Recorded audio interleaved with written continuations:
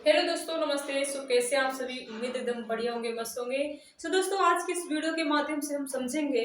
आज है chapter 9, class 7 का चैप्टर 9 ज्योग्राफी का।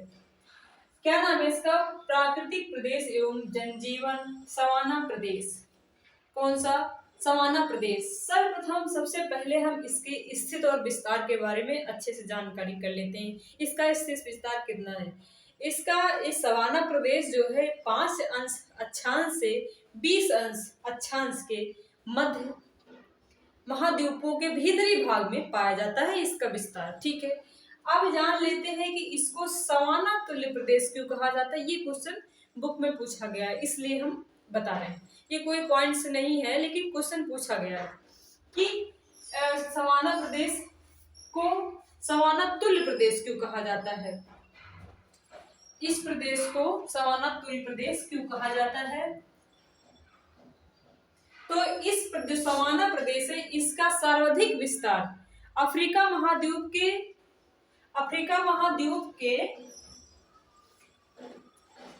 सूडान में होने के कारण, अफ्रीका जो महाद्वीप है इसका विस्तार किसका? सवाना प्रदेश का विस्तार अफ्रीका महाद्वीप के सूडान में होने के कारण इसको सूडान तुल्य प्रदेश भी कहा जाता है।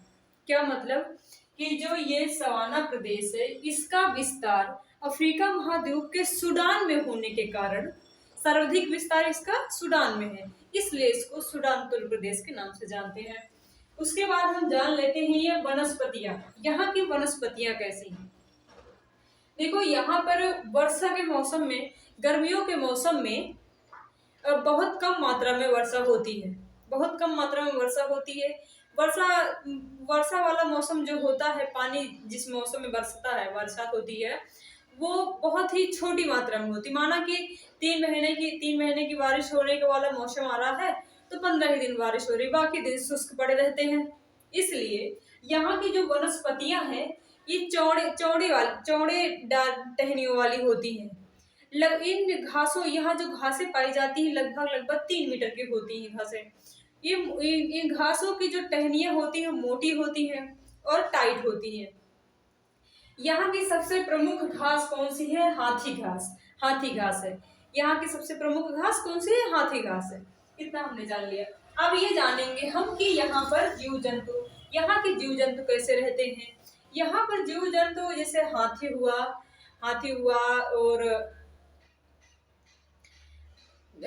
जेब्रा हुआ आदि, यहाँ पर हाथियां हुई, ये सब बहुत बड़ी मात्रा में, बड़ी बड़ी झुंडों में चलती हैं और ये जीव जंतु यहाँ पर पाए जाते हैं। अब उसके बाद यहाँ पर हम ये भी समझ लेते हैं कि यहाँ पर जीव जंतु जो होते हैं क्या शिकार वाले भी, शेर वगैरह भी, यहाँ बाघ वगैरह भी यहाँ रहते थे, क्योंकि जो घासें हैं, घासों की ऊंचाई 3 मीटर तक लगभग रहती थी। और बड़े बड़े जो पेड़ होते थे, घासों के अलावा भी जो पेड़ होते हैं वहां पर वो पतझड़ वाले होते हैं। यहाँ पर ज्यादा पत्तियों वाले पेड़ नहीं होते हैं, क्योंकि यहाँ का मौसम शुष्क है, इसलिए। ठीक है। उसके बाद मानव जीवन। यहाँ का मानव जीवन कैसा है? यहाँ का मानव जीवन कैसा है?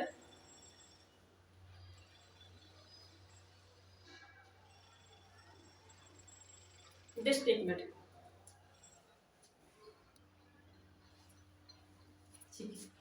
यहाँ पर कहाँ पे? ये सवाना प्रदेश में, अफ्रीका में एक मसाई जनजाति पाई जाती है। ये क्या है? मानव जाति है। यहाँ के ये लोग अपने पशुपालन के लिए भेड़ बकरियां, गाय आदि रखते थे, जिससे उनको दूध भी मिलता था और जो चीज उसको थोड़ा सा अपने यूज के लिए रख के उसको अपना बेच के अपना खर्चा पानी भी चलाते थे। ये इनके यहाँ का मानव जीवन रहा। ये मानव जीवन रहा। उसके बाद हौसा क्या कहते हैं? हौसा किसे कहते हैं? हौसा एक जनजाति है। ये भी क्या है? जनजाति है। हौसा एक जनजाति है जो नाइजीरिया के सवाना प्रदेश में पाई जाती है। हौसा एक मानव जनजाति है जो नाइजीरिया के सवाना प्रदेश में पाई जाती है। इसका मुख्य व्यवसाय कृषि है।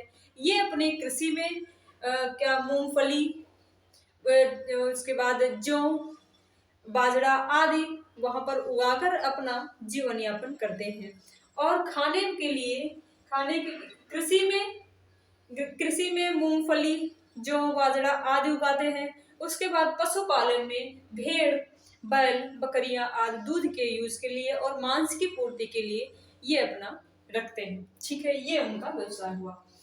शिकार शिकार भूमि क्या है? शिकार भूमि ये भी क्वेश्चन में पूछा गया है बुक में, जहां से मैंने ये क्वेश्चन लिए हैं, ये टॉपिक्स लिए हैं। शिकार भूमि वो होती है जिसे हमने बताया जीव जंतु के बारे में हमने समझाया कि वहाँ जो सवाना प्रदेश है, सवाना प्रदेश में लगभग 3 फुट की हाँ इतना ही समझ लीजिए 3 फुट की जो है घासें पाई जाती है। यहाँ पर बहुत बड़ी मात्रा में पहले शिकार किए जाते थे, इसलिए इनको शिकार भूमि भी कहा जाता है। किसको? सवाना प्रदेश को शिकार भूमि के नाम से भी जाना जाता है। सो फ्रेंड्स, हमने आज की वीडियो में इतना समझा। सबसे पहले प्राकृतिक प्रदेश सवाना प्रदेश की स्थिति और विस्तार के बारे में जाना। यहाँ के स्थिति विस्तार कितना है? ये प्राकृतिक प्रदेश 5 अंश अक्षांश से 20 अंश अक्षांश के मध्य महाद्वीपों के भीतरी भाग में पाए जाते हैं। उसके बाद हमने पढ़ा यहाँ की वनस्पतियां कैसी है। वनस्पतियां यहाँ की ऐसी है कि बहुत ज्यादा मात्रा में बारिश नहीं होती, पानी नहीं बरसता है, इसलिए यहाँ पर थोड़ी थोड़ी मात्रा में पानी बरस जाता है। उसके बाद बाकी जो भी दिन होते हैं वो शुष्क रहते हैं। पानी की कमी के कारण यहाँ पर जो भी घासें पाई जाती है उनकी वो छछड़ी मतलब कि ऊपर नहीं उठती है ज्यादा, वो चिपकी रहती है धरातल पे ही, जमीन पर चिपकी रहती है और दूर तक जाती हैं। और इसमें जो टहनियाँ होती हैं इन घासों की वो बहुत मोटी होती है और टाइट होती है, जिसमें से मुख्य घास हाथी घास के नाम से जानी जाती है।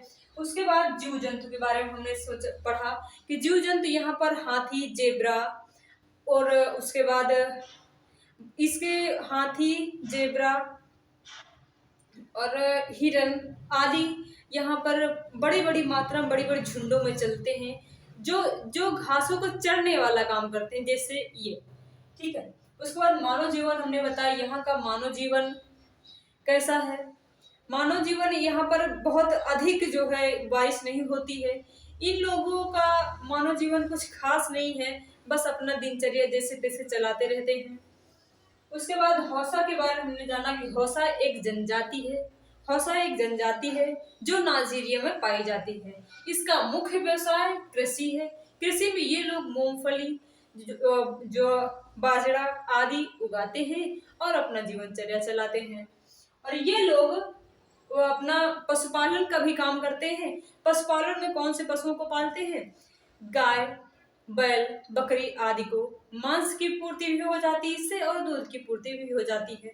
उसके बाद शिकार भूमि किसे कहते हैं, ये भी क्वेश्चन पूछा गया था, इसलिए मैंने लास्ट में इसको रख लिया कि शिकार भूमि, इसको सवाना प्रदेश को शिकार भूमि इसलिए कहा जाता है क्योंकि यहाँ की जो घासें हैं लगभग 3 फीट की पाई जाती हैं।